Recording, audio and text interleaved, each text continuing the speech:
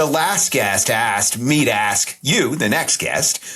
So what was your biggest takeaway from this, your greatest failure? Oh, so your last guest asked you to ask your next guest that? I may steal that for No More Mondays. How's that for sliding in a shameless plug?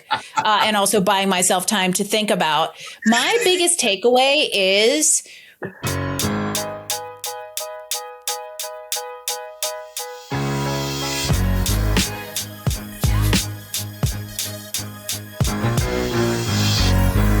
I lost over $324,000 trying to launch an Amazon business. How do you come back from something like that? I actually get that question a lot, and it got me thinking, how do you? And how does one bounce back from any kind of failure? Because it's really necessary in business to be able to bounce back. So what do we do? How do we do it? Can we build a framework of resiliency? And that's what this show is all about. We interview folks who have fallen down and gotten back up time and time again to show you that resiliency can be a learned trait. And today, we at the Resiliency Project here, we have Angie Callen, who I almost called Marasco, which is her maiden name. That's how long we have known each other. Yeah. Angie, welcome to the Resiliency Project. Thanks for being here.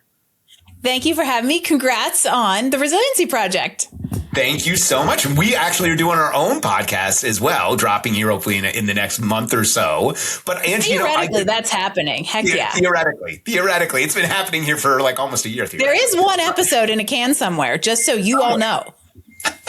So, one thing that we really get into here is failure. So, Ange, tell me about the time that you failed and it was a disaster. Talk to me. I mean, you and I, you know the backstory here, but the TLDR of it is you and I have pretty similar stories when it comes to business endeavors that knocked us down, put us under a rock. Like it is like the below the rock bottom situation. And for us, it was buying a business that I want to say, I don't want to say we had no business buying. No one had any business buying this thing because it was a steaming pile of, can I swear on this show, shit.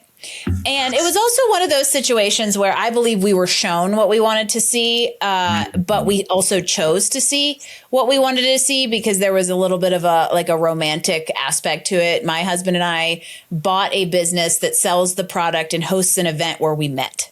And so it just seemed like this very idyllic thing that, oh my gosh, this business is up for sale, that we should completely buy it. And it turned out that within 6 months, a $500,000 business just wasn't tracking 20 to 25% of its revenue. So it's that same kind of like $400,000 or $500,000 disaster that ended up getting us in a lawsuit, bankrupting us, and had us moving into a bus eating potatoes out of a bucket as part of our resiliency and recovery. Now, I thought the bus was just a charming side project for you to figure out. I mean, the bus is now a charming side project, but at the time it was recovery. Wow.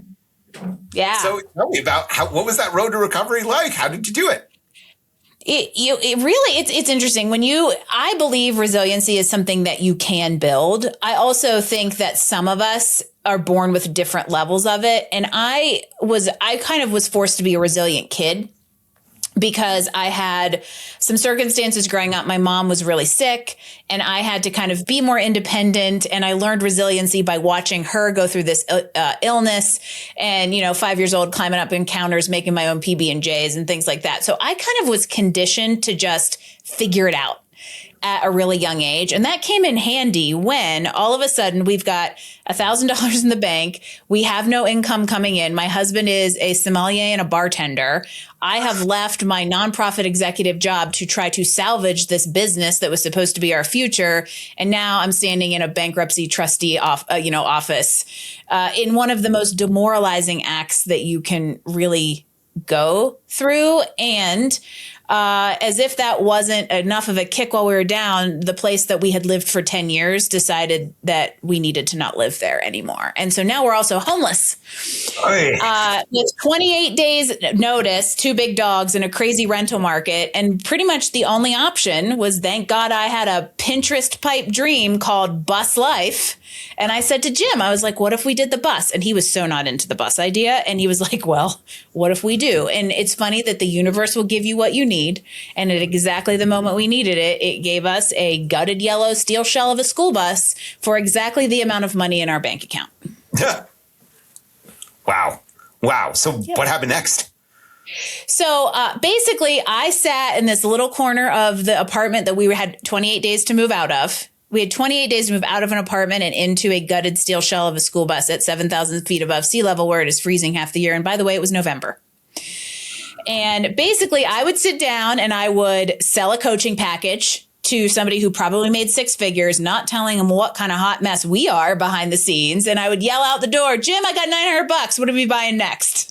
Composting toilet, or you want more insulation, right? So it was like every piece of money that came in became a decision on how to make this little micro home, somewhere that we could live and recover. Because for us, one of our non-negotiables was leaving the place that we live, because we live in the mountains of Colorado. We love it. And part of our resilience was to figure out how to maintain life here despite all the kicks. So let me ask you, in those dark moments, you're sitting in a corner, I imagine you sitting on a corner on a milk crate, the laptop in your lap, right? Maybe a little one lamp, right? Just that's a gray milk crate. Yep. You are accurate. That is accurate. I mean, so many of us have been there. How do you stop that sort of dark night of the soul? Say, forget it. I'm giving up. What kept you going? I have I can't exactly answer that for somebody who doesn't naturally have the following thought in their mind. I can choose to be miserable in a miserable situation, or I can choose to say, hey, I'm going to find the good. I'm going to find the positive. I'm going to control what I can control to get through this, because why would I make it worse for myself than the whole ecosystem is making it for me? And so it was really just, we're going to grind this out and just keep taking one step forward until we start to see more and more light at the end of the tunnel. Yeah, I think it was Marcus Aurelius who said, when you worry, you suffer twice, once in the before and then actually during. Why put yourself through that twice? That's anxiety. Yeah. Yeah. Interesting. So would you say it was just the belief that you were going to succeed, or the belief that you just could keep going and you just needed to?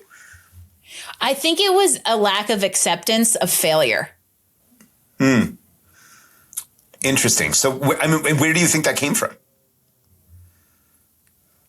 I think a lot of that's like ingrained, and it's, again, resilience as a kid and watching, my parents fight through illnesses and, not a very it's not unfair to say unstable, but, we didn't grow up in an affluent house. So adding an illness, which meant we were a single income teacher's house, like watching my parents figure out how to navigate all of that stuff basically made me know, mom could have quit and then I wouldn't have had her at my wedding. So why would I quit and kind of fail our family? It almost felt like there wasn't really a choice, but to, keep grinding in many ways and just keep being resourceful as a mechanism into the resilience. So maybe one way of building resiliency is burning the boats, right? There's no going back. You have one option, but to keep moving forward. Really, really interesting. And that's exactly the situation we were in. There was no back. There was no go back. Yeah. And I mean, maybe sometimes you can create that for yourself, right? For those of you listening, right? Artificially, so that really you have no option but to continue. The last guest asked me to ask you, the next guest. So what was your biggest takeaway from this, your greatest failure? Oh, so your last guest asked you to ask your next guest that? I may steal that for No More Mondays. How's that for sliding in that's a shameless plug? And also buying myself time to think about. My biggest takeaway is we are more capable than we think, and we have more control than we typically understand, and definitely than we exercise. That's amazing and very poignant. So now let's go back to the top of the show. Angie, tell us who you are, where you live, what do you do? I'm Angie Callen. I live in Glenwood Springs, Colorado, which is a stone's throw from Aspen, where I promise you the women do not flock like the salmon of Capistrano. However, all the mountain activities abound, and we are really good at being earthy, crunchy, and doing them all. And I engineer human potential, including my own. And you were trained as an engineer, isn't that right? Yes, I was trained as an engineer at the good old institution of Carnegie Mellon, where similarly, we've talked a lot about this. We both studied kind of technical STEM topics, even though we are so much more right-brained than that. And so what I have found is I have always, and I think this goes back to the resiliency, the resourcefulness, the burn the boats thing, is I have always been able to spot untapped potential. And I almost have this like conviction or compulsion to manifest it into some sort of reality. And I think in our own down times, it was like, no, I can't let this be my undoing, because that would mean I'm sacrificing my future potential. And so that's all become part of my worldview in how I coach leaders and executives and teams into engineering their own individual potential and collective potential so that we can be the impactful humans that we're all meant to be. Talk to me about that. How did you get into that? How did you discover that? And then kind of how did you build it? I had no choice. This is, my coaching business is my swan song in a way. It is the thing that helped us recover. It is the thing I would not have had. And it is my greatest blessing and my greatest accomplishment. And none of it would have come to light or even been something I would have thought of had we not been living in a bus trying to figure out how the heck we were going to make money. And so I, in going through the whole experience with buying a business and failing, I really did find the entrepreneurial spirit inside me and know that's where I was meant to go. Even going through such a challenging experience with it. And so when it came time to start a business completely, I knew it was going to be in the knowledge space. Coaching and consulting made a lot of sense. Low overhead, low startup costs. And so I just kind of stepped into it. And when I began my business 8.5 years ago, and I knew it was going to be in the coaching space, somebody mentioned to me very casually, actually a friend of ours from CMU who I'm still in contact with, mentioned to me, yeah, I've been working with a career coach. And it was just like the world smacked me in the face and was like, that's it. I have a perspective on that. I was an engineer. I changed careers. I ran a nonprofit for 7 years. I had all this experience I knew I could put together to help people stop being mediocre in their careers and in their lives. And that's where that tapping into their potential and helping them see their potential really came to light. And over, 8.5 years, that's just continued to grow into, new levels of interest and expertise and new levels of people that I get to help in reaching their potential. Well, talk to me about how it started. How did you build it? How did you find your first clients? And then how did you keep it moving? I found my first client because I commented on somebody else's LinkedIn post. That is like legit right down to it. And, for me, I was like, I have a perspective on this. I knew I wanted to build a brand and a business and not just, go out and say, oh, I'm a coach. And so, I put all that framework together and I didn't have a plan B. And so I was willing to put everything out there to do it. I got really active on LinkedIn, which makes sense in the coaching space. We live 3.5 hours from Denver. However, every week on Tuesday morning, I would get in the car at 5 a.m. I would drive to Denver. I would go to 3 or 4 networking events in the day. I would see 3 or 4 clients. I would sleep somewhere. That could be an Airbnb for $34 with questionable pot music in the basement.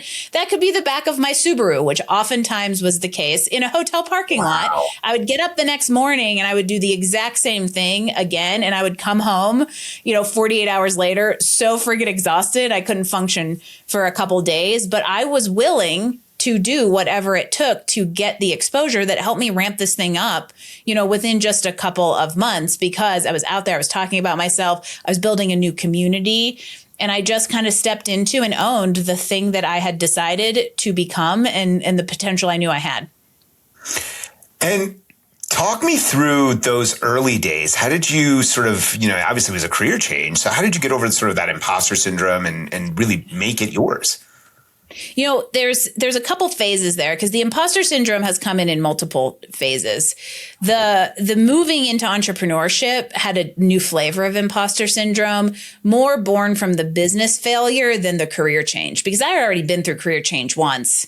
maybe twice, depending on how you count it. But, I was an engineer for about 7 years of my career. And then I went through a random year of exploration and just randomly landed in the nonprofit sector, where I was an executive for, 4.5 of the 7 years I spent there. So that's where I went through the identity crisis that happens in career change, that is less about imposter and more about, holy cow, I used to be able to say I was an engineer who went to Carnegie Mellon, and now I can't say that. What am I?